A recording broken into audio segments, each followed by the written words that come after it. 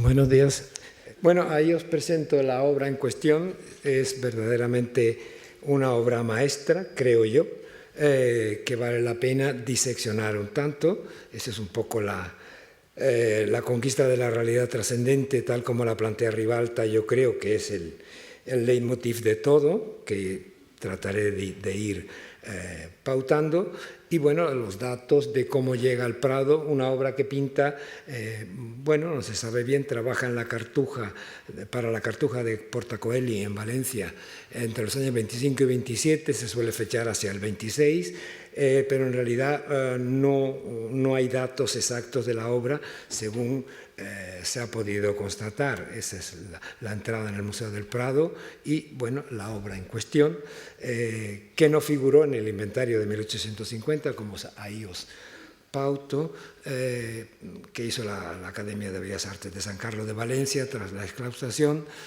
Se pierde un tanto la pista de la misma y reaparece en el año 5 bajo atribución de Zurbarán, zurbaranesca. Es Pons quien, don Antonio Pons, el secretario de la Academia en su viaje de España, quien la sitúa en la celda prioral de la Cartuja. Probablemente se pintó para ahí, no se pintó para la iglesia de la Cartuja, eso sí sabemos, y digamos la referencia puede ser esa celda prioral, donde la sitúa y lo confirma luego Ceán Bermúdez en su diccionario. Yo creo que es una obra interesante, sobre todo viendo un poco, digamos, el punto de partida de Ribalta y lo que significa la adecuación al nuevo momento en sus años valencianos. Este es probablemente, o con toda seguridad casi, el autorretrato del pintor. Es una forma de enaltecerse a sí mismo, tomando el papel de San Lucas, pintor de la Virgen, en uno de los retratos, retrato evangelista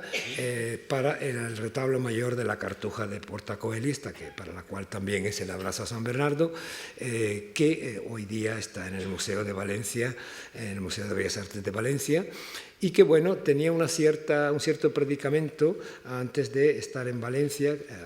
Allí va el año 1599 hasta su muerte en 1628, que incluso Lope de Vega le cita en su obra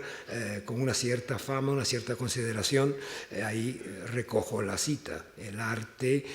donde se mejora es en los pinceles de Ribalta y bueno, tiene su formación fundamentalmente en el círculo escurialense y en Madrid. Madrid, que todavía es un ámbito que no termina de conformarse como va a ser luego, enseguida, sobre todo a partir del reinado de Felipe IV, como gran centro cultural, pero que está en plena efervescencia. La primera obra que conocemos es esta, Preparativos para la crucifixión de Cristo. Se fecha oficialmente, y lo fecha el Hermitage, que hoy día la posee, el Museo de San Petersburgo, en 1582, pero esto es una especie de cartela que ven ustedes en la parte inferior izquierda,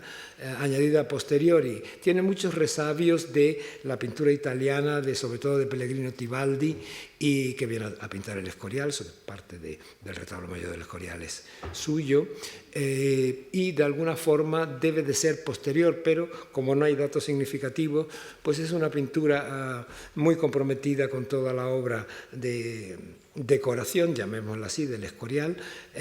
y bueno, bastante dispersa, bastante retardataria, diríamos, con unos ciertos logros en esos momentos, pero yo creo que poco más se puede decir de la misma, y es una obra de plenos inicios. Hay las etapas 81-99 en Madrid y el Escorial y 99-28 en la etapa valenciana. Bueno, está otro martirio de Santiago, que es la primera obra, una de las obras de su primera intervención en Valencia, en el retablo mayor de Algemesí, que sigue mucho la idea de Navarrete el Mudo, pero en cualquier caso Navarrete el Mudo es un pintor muy superior, sobre todo la presencia del paisaje en su momento y en su contexto, a partir del legado de Tiziano fundamentalmente. Es una obra, pues eso, muy en la línea del momento de la Contrarreforma, una obra también de, y hablaré luego algo de lo que quiero decir con esta Contrarreforma, y bueno, pues la idea de la decapitación de Santiago en este retablo de Algemesí. Los detalles son bastantes, son muchos, una obra que se dispersa un tanto, que sigue todavía pautas escurialenses en ese sentido, por no entrar en el problema terrible y que no aclara, para mí no aclara demasiado, de manierismo o no manierismo, en cualquier caso, de la tradición anterior y todavía bastante endeble como imagen religiosa. Los detalles que hacen alusión a Santiago, a su condición de patrón de España, patrón de la Orden, y bueno, factotum de la Orden de Santiago, que además está firmada y fechada en el año 3. Bueno, el gran éxito viene en la propia escuela valenciana, una escuela que tenía una tradición importante desde el siglo XVI. Pensemos, por ejemplo, en Juan de Juanes. Bueno, esta Santa Cena del año 6 para el colegio del Patriarca, el colegio del Corpus Christi, le crea gran predicamento, se conforma en torno a sí una serie de discípulos, entre ellos va a ser su hijo y su yerno, pero toda una serie de ribaltescos que de alguna manera lo que confirman es la tradición anterior. La figura de Cristo muy idealizada, un ambiente, digamos, más o menos concreto, un templo, un cenáculo, enclaves clasicistas, y lo más importante a mi modo de ver es la individualización que va haciendo de cada uno de los apóstoles en una idea de un acercamiento al mundo real, aparte de dejar bien claro una especie de hito en el mundo valenciano que es el Santo Grial, o uno de los Santos Griales que se conservan en Valencia en el centro de la mesa en concreto.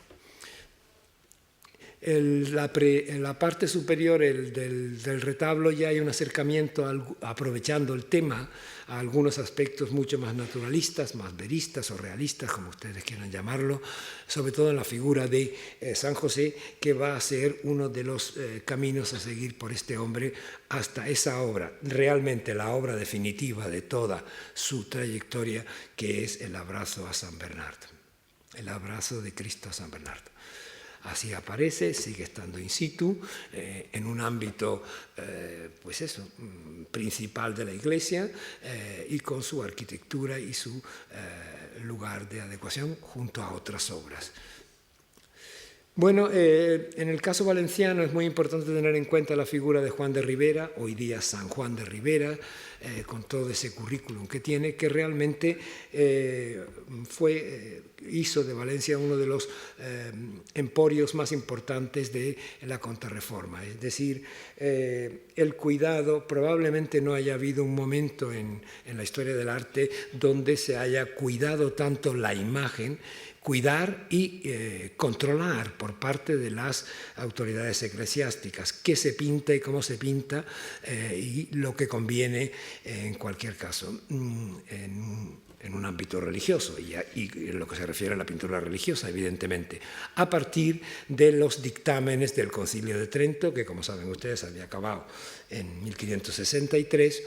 y justo en su última sesión, en la sesión 25,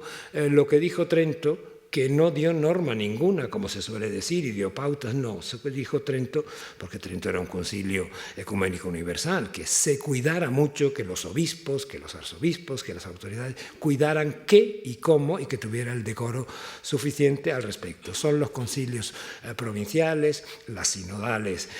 provinciales, los que incardinan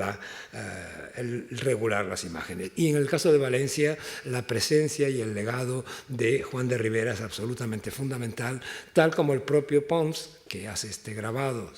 a partir de una pintura que yo creo que se ha conservado en mal estado del propio arzobispo de Toledo, que además era virrey, o fue virrey de Nápoles, de Valencia, perdón, unos años, y tenía ese título de patriarca latino de Antioquía, un título religioso para partes no católicas o infidelium, como se llamaban, y bueno, sí que se beneficia y hay que tener, creo, muy en cuenta las relaciones de Valencia, sobre todo con Nápoles, con Italia, constantemente en el plano artístico.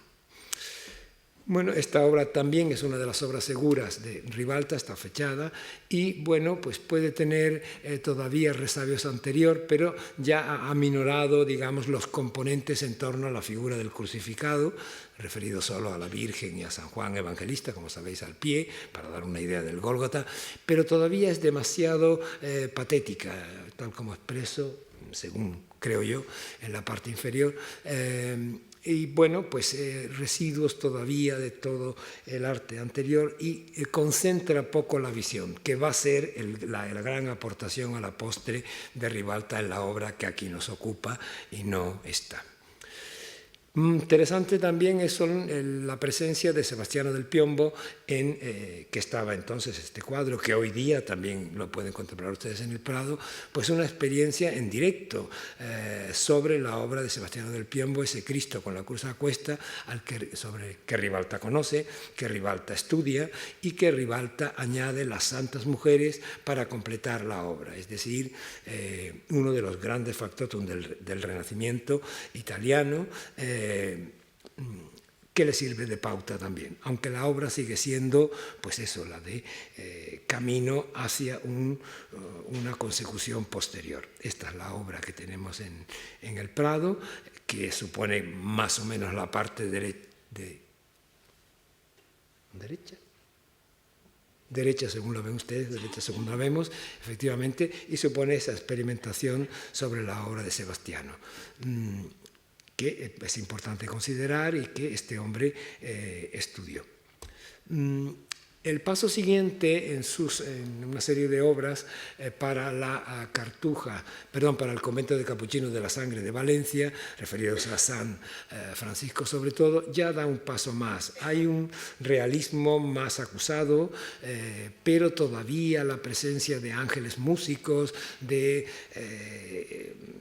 determinados símbolos referidos a la redención de Cristo y a lo que significa, y el propio San Francisco en su abrazo. Aquí es el santo el que abraza, el santo el que apoya el rostro en el torso de Cristo, muy cerca del costado, por aquello de beber, entre comillas, directamente de la sangre de Cristo, pero hay un paso, aunque todavía no está completo la aportación, a mi modo de ver, en el sentido de imagen religiosa. Así que es importante la idea de la cruz, que luego aparecerá también en la obra de San Bernardo, y en cualquier caso un paso más hacia un verismo, hacia un realismo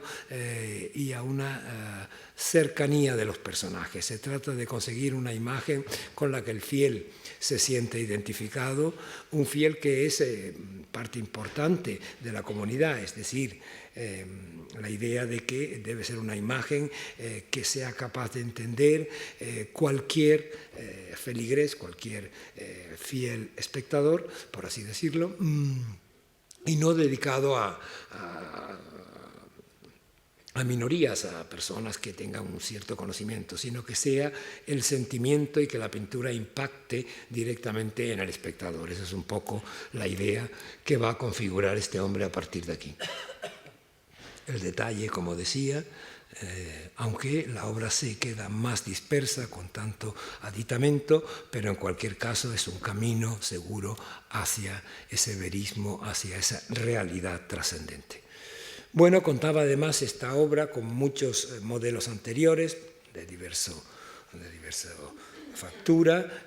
y decir sobre todo grabados que no cabe duda que en Valencia se conocía, y es una versión personal lo que hace realmente Ribalta, pero con una tradición importante y cercana en el tiempo de los modelos y de toda la devoción a San Francisco de Asís. Este otro cuadro que también pueden ustedes contemplar en el en el Museo del Prado, en la misma sala del Abrazo de San Bernardo, pues es un paso más. Yo creo que es interesante considerarlo en el sentido de que está todavía en una línea más cercana a ese primer barroco, a esa primera idea de realidad trascendida. Quizá la figura del ángel es lo que importuna un tanto, es un ángel demasiado estereotipado, demasiado artificioso, pero el santo y los elementos que conforman este San Francisco, digamos, confortado por este ángel, la presencia de otro monje que llega al fondo con una especie de candil, la austeridad de la cama, de la propia vestimenta del propio hábito, la crudeza de la manta, es decir, el análisis de la realidad que se convierte en algo realmente táctil, cercano, y a eso es a lo que interrumpe el ángel, que se configura como una idea como más artificiosa y un tanto forzada. Pero no obstante, es un paso importante en ese camino hacia un naturalismo a principios del siglo XVII que él va a definir. Vemos además que es una obra preparada, pensada, los elementos al respecto, y sobre todo da idea de lo que significaba esa idea de la imagen religiosa, o ese concepto de la imagen religiosa propio del siglo XVI, incluso con aspectos a considerar anteriores incluso al Concilio de Trento. Me refiero a los ejercicios espirituales de San Ignacio de Loyola, que eran muy importantes. Los ejercicios están redactados tempranamente por San Ignacio hacia el año 26-27, aunque la publicación es ya del 1548. Hablaba mucho San Ignacio de que convenía la imagen de lo que se llama la composición del lugar, lo que él llama la composición del lugar. Y leo textualmente: el lugar corpóreo, así como un templo o monte donde se halla Jesucristo, Nuestra Señora, según lo que se quiere contemplar, y esa será la composición para ser vista con los ojos reales, y de ahí pasar a la composición que se ve con la vista imaginativa, la vista del alma. Es decir, de alguna manera presenta lo que es una celda monacal con toda su crudeza, con toda su dureza, y es, digamos, ahí es donde San Francisco tiene pues sus momentos de aflicción, de duda y de sufrimiento, de penitencia, todo lo que pueda comportar una vida dedicada al monacato o que San Francisco representa y que es confortado por este ángel. Es decir, todavía se necesita esa idea de un lugar concreto, es decir, que es la tradición propia de la segunda mitad del siglo XVI. Los detalles yo creo que contrastan mucho. Si aislamos la idea de San Francisco, la mesa, la dureza de la mesa, las manos, la calidad textil dura, basta, por así decirlo, del hábito, con la idealización, aunque pueda tender a ser un ángel, digamos, más humano, pero es bastante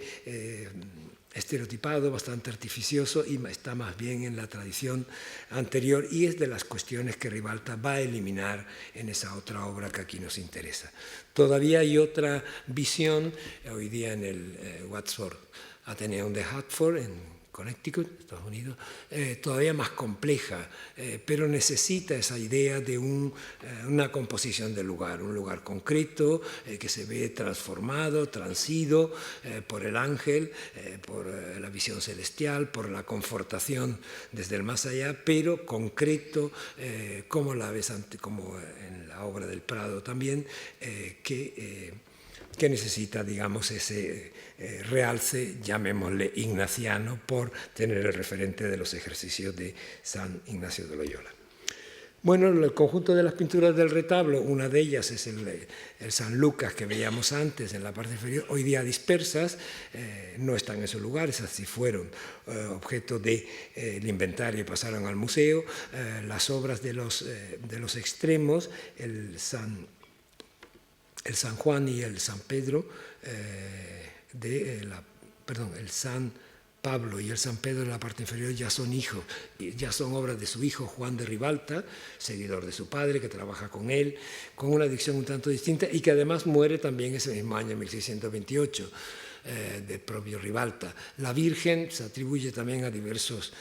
o bien a Juan de Ribalta o bien al yerno de Francisco Ribalta. Es todavía una imagen muy oficial, muy tradicional y probablemente la más interesante de todas en ese camino de aislar el personaje, de dar una idea real, específica y concreta. Es el San Bruno, patrón en este caso y fundador de los cartujos, que aparece al lado derecho de la Virgen. Bueno, pues ahí cuento un tanto lo que es la oficialidad, la necesidad, la imposición, me imagino también, en ese retablo mayor de la iglesia de los Cartujos, que de alguna manera tenía que seguir pautas anteriores. Ahí cito a su yerno y a su hijo, entre los ribaltescos, que son muchos y que la verdad, a mi modo de ver, no es el caso de hacer crítica demasiado aquí, no aportan demasiado a lo que Ribalta consigue con solo una obra, ese San Bernardo que nos ocupa hoy. Bueno, aquí tenemos Juan de Ribalta, son el San Pedro y el San Juan Evangelista. Dije bien antes, no es San Pablo, San Juan Evangelista. Bueno, pues quizá gane más en volumen, en corporeidad respecto a su padre, pero no sabemos ni se puede hacer un seguimiento seguro. Yo no entraría en ello, puesto que muere además el mismo año que su padre, sin llegar a fruto alguno considerable. El San Bruno sí, además muy trabajado, es además, digamos, pues el leitmotiv de la orden cartuja. El silencio queda de esa forma gestual, sencilla, no complicada. La sencillez va a ser una de las claves a tener en cuenta en Ribalta, la reducción de elementos al respecto, y queda absolutamente claro el mensaje de una forma contundente. Que no es el caso de, por ejemplo, una vez que San Bruno es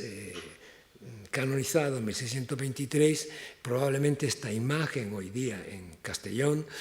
preparada incluso la parte superior a partir de un grabado de Durero, de la Trinidad, pues tiene ya todos los componentes, no de esa idea de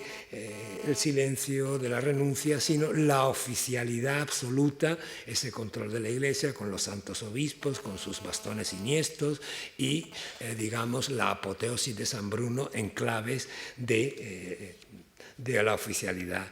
ya conseguida. Es decir, se pierde o se gana, según se quiera ver, oficialidad o, digamos, contundente en ese sentido de ser ya santo de la Iglesia, y se pierde, digamos, en intimidad, en concentración, etcétera, etcétera. Bueno, pues lo que realmente nos interesa, que es esta obra, algunas imágenes, por ejemplo, en este caso la que tienen ustedes a la izquierda, por lograr ver algo está un poco más, por mi parte, dado luz, es más oscura, pero la tienen ustedes, la versión en la sala 7A, como digo. Es una imagen, primero la idea de San Bernardo para unos cartujos. Es extraño, San Bernardo pues estaba recogido toda en su hagiografía en el Flos Santorum de Pedro de Rivadeneira, que se publica en 1599, uno de los libros de más éxitos en cuanto a la historia de santos en nuestro país y, desde luego, en Valencia muchísimo. Pero, en principio, debió ser un encargo particular, de ahí la duda de si fue directamente encargo del prior, de que estaba en la cerda prioral o en algún pequeño retablo secundario, porque en realidad ni había referencias, como en el caso de San Francisco, a grabados tan recientes y, en principio, pues con la orden cisterciense sí, pero con los cartujos no tendría en principio nada que ver. Es un considerando que tampoco aclara gran cosa. Sí que debe tener la misma fuente lo que hace Gregorio Fernández para el retablo del monasterio de las Huelgas, de la orden femenina de las Huelgas, no de la masculina de Burgos. Yo creo que, Cristo se descuelga, efectivamente, abraza a San Bernardo, pero claro, en este caso sí tiene sentido porque es una orden del Cister, pero yo creo que, y esto es una proposición que os hago, tiene menos fuerza a la postre que la pintura de Ribalta. Gregorio Fernández es un gran escultor, tenía mucho predicamento, pero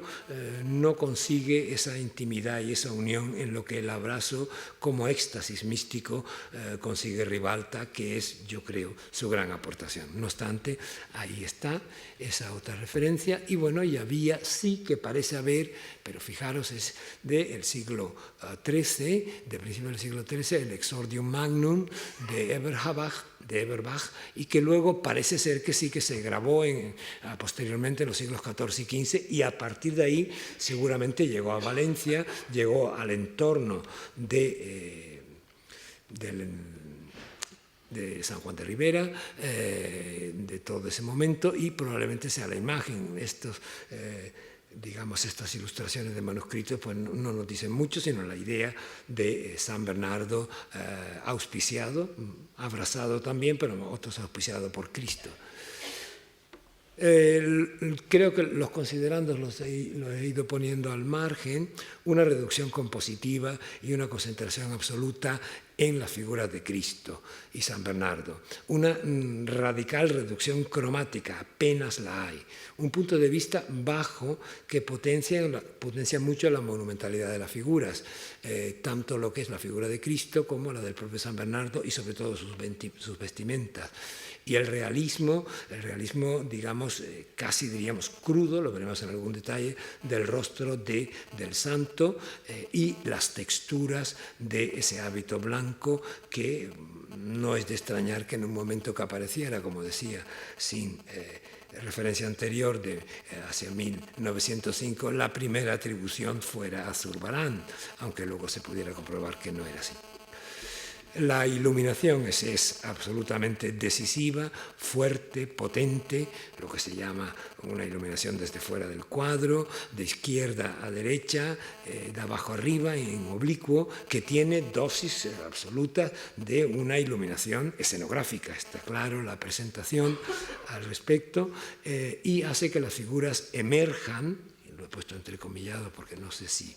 es el término que conviene, desde un fondo que no es cerrado del todo. Se ven algunos personajes, ángeles seguramente, y la presencia de la cruz, no completa, pero lo suficientemente importante, que Cristo ha dejado para ese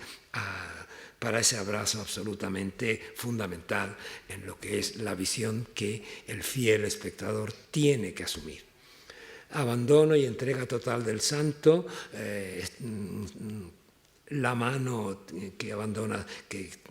presenta ese aspecto de abandono total, confianza en Cristo, los ojos cerrados, el análisis crudo de la realidad, casi de lo que es en el manto, en el hábito blanco, de texturas textiles muy marcadas, o lo que es un rostro exangüe, de mucha mortificación, de ayuno, incluso la vena que le circunda la sien es claro, pero la confianza total y en un rostro pleno de entrega. Tanta reducción, tanta sencillez no nos debe engañar, está todo muy calculado, muy bien pensado, y, como bien creo que se puede decir, es el producto de la sabiduría de un consumado maestro que ha hecho un recorrido importante hasta llegar a este sumo. Se suele hablar, y Julián Gallego hablaba mucho en su Visión y Símbolos de la pintura del siglo de oro, de la noche simbólica, pero referido más bien a los anacoretas, a los personajes que se retiran. Yo creo que esa noche o ese ámbito oscuro, la llamada noche simbólica o espiritual, tiene un referente clave, y yo creo que va a ser más importante para Ribalta mucho más, desde luego, desde mi punto de vista, que los ejercicios y la composición del lugar de San Ignacio de Loyola en la obra de San Juan de la Cruz. San Juan de la Cruz, que publica La noche oscura del alma, la primera edición es de Alcalá de Henares de 1618, aunque la redacción es anterior. Cuando se refiere al espíritu perfecto, en tanto que divino, afirma San Juan de la Cruz: conviene mucho y es necesario para que el alma haya de pasar a estas grandezas, que esta noche oscura de contemplación la aniquile y deshaga primero en sus bajezas, poniéndola a oscuras, seca y apretada y vacía, porque la luz que se ha de dar es una altísima luz divina que excede toda luz natural, que no cabe naturalmente en el entendimiento. Yo creo que esto puede ser aplicable perfectamente a esta visión de Ribalta. El éxtasis que se consigue, la entrega espiritual de San Bernardo, visto el Cristo, está forzada la imagen, como digo, le he dado hasta donde yo llego en estas cuestiones de informática, más luz, es un Cristo humanamente posible, tiene un cierto distanciamiento mínimo, pero la cercanía al espectador de ambas figuras, el San Bernardo no cabe duda que es absolutamente asimilable en estas coordenadas de humanidad, pero la figura de Cristo también no hay demasiados estereotipos e idealizaciones al respecto. Es importante también ver la cruz, como decía, como aparece de esta manera, perdida en ese ambiente fuliginoso en torno a la figura de Cristo, pero que no es cerrado del todo y que contribuye a ese momento. Es importante entrever esa cruz detrás de Cristo. Los detalles del rostro del santo que vemos con imágenes de calidad relativa, pero es claro esa idea de entrega, concentración, abandono, éxtasis que comentaba antes, que es realmente la gran aportación. De la composición del lugar de San Ignacio se pasa además a un lugar, conviene muchísimo también esto, a una espacialidad de la pintura. No interesa ver dónde se está desarrollando esto. Basta la cruz, acaso los ángeles, que no aportan nada, y sobre todo ese diálogo, esas miradas entre uno y otro, y que supuestamente en el lugar en que debe estar, y esto hay que tenerlo en cuenta también, es decir, el locus, es decir, el retablo donde tiene que estar, pues, y la iluminación que se da entonces, como veremos luego, pues se logra un estado que por datos visuales, es decir, se ve lo que se ve y coadyuva y logra unir pues, otras sensaciones y conseguir una suerte de sinestesia, es decir, arrebato, sensaciones de los sentidos, pero que no es que parten, digamos, evidentemente de lo que es la vista, la visión de como, digamos, sentido fundamental y prioritario al respecto. La luz escenográfica en ese sentido, escénico-direccional, muy bien planteado por parte de Ribalta, no está lo que no está y está claro y evidente lo que sí debe de estar. En su adecuado locus, que hay que verlo así, incluso el marco que debía de tener, o el retablo si lo tuvo, que es importante también, con las condiciones lumínicas de entonces, luz natural y sobre todo cirios oscilantes, el enmarque da pues, el lugar y nada más, el enmarque, la idea dorada de algo superior, y el resto lo que ese tipo de visión se puede hacer y que tiene a su vez esta otra referencia que comento, donde se pauta también por parte de San Juan de la Cruz, que es probablemente el que mejor conviene a esta obra, en este caso en la subida al Monte Carmelo, también es una de las obras redactadas entre el 78 y el 83 y publicada en 1618 en Alcalá de Henares. El uso de las imágenes, dice San Juan de la Cruz, para dos principales fines le ordenó la Iglesia, es a saber, para referenciar a los santos de ella y para mover la voluntad y despertar la devoción por ellos a ellos. Y cuanto sirven a, Estos son provechosas y el uso de ellas necesario. Y por eso, las que más al propio y vivo están sacadas y más mueven la voluntad de devoción, se han de escoger, poniendo los ojos en esto más que en el valor y curiosidad de la hechura y su ornato, porque hay, como digo, algunas personas que miran más en la curiosidad de la imagen y valor de ella que en lo que representa, y la devoción interior que espiritualmente ha de enderezar al santo invisible, olvidando luego la imagen que no sirve más que de motivo, radical en ese sentido. La emplean en el ornato y curiosidad exterior, de manera que se agrade y deleite el sentido y se quede el amor y gozo de la voluntad en aquello, lo cual totalmente impide el verdadero espíritu que requiere aniquilación del afecto de todas las cosas particulares. Yo creo que es absolutamente